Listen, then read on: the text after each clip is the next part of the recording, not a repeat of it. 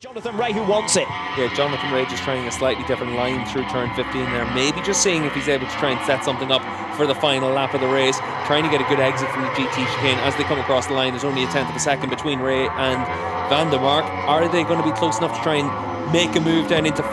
That's been where Van der Mark's been strong. Van der Mark will take that tight line. So for Jonathan Rea, probably turn 8 and definitely down in towards the GT chicane. They're going to be his only opportunities. It's going to the flag for second position. Jonathan Rea has finished in second place in each of 10 races so far in 2019, but he's under real risk of dropping even more points as Alvaro Bautista sprints clear out in front, and he is restricted for the moment to third position. This would be a massive result and a massive scalp for Michael van der Mark if he can stay up in second place. Yeah, it looks like Jonathan's just a little bit too far back to try and make the move into 8, so he now needs to really try and consolidate everything he has for the run from turn 9 into 10 and all the way down the long back straight, because he needs to attack Michael van der Mark.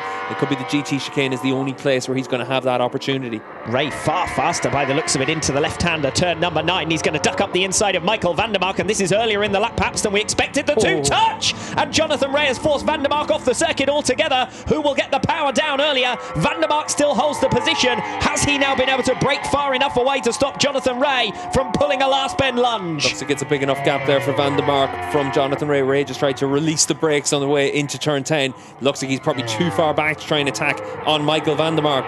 This is going to be a special moment for van der Mark in front of his home crowd, a runner-up position, but nobody can touch Alvaro Bautista. 11 out of 11, close run down to the line, goodness me! We'll have to wait for the timings on that. It's less than a tenth of a second, but it's van der Mark who's got it.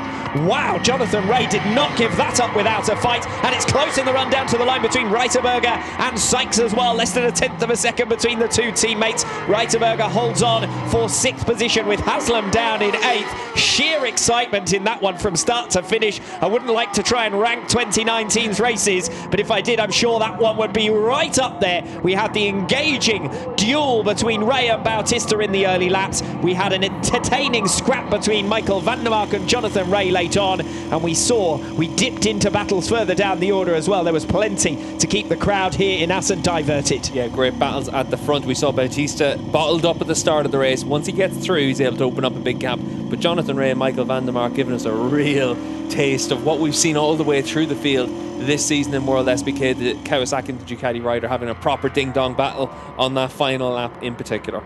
Don't forget either how quickly Jonathan Rea made his way up through the field. That was almost like video game stuff. Yeah, for Jonathan Rea, he was able to get himself to the lead of the race within a lap, and that's exactly what he had to do, but just didn't quite have the same pace as Alvaro Bautista, the same consistency as Bautista.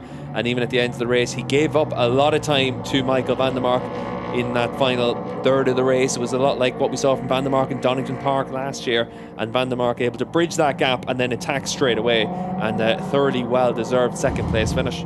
Second place for Magic Michael, and it was not for the want of trying from Jonathan Rea, who gave it a go. I think, if anything, it was almost a surprise to Michael van der Mark that Jonathan Rea picked the moment that he did, and in the end, would Rea have been better served by holding back until that final sequence of turns? Van der Mark was so strong coming through the end of the lap where he made his move on Jonathan Rea. This was really the best opportunity that Rea was going to have for trying to make a move. But down in towards turn 10, it's a really tough move at the best of times.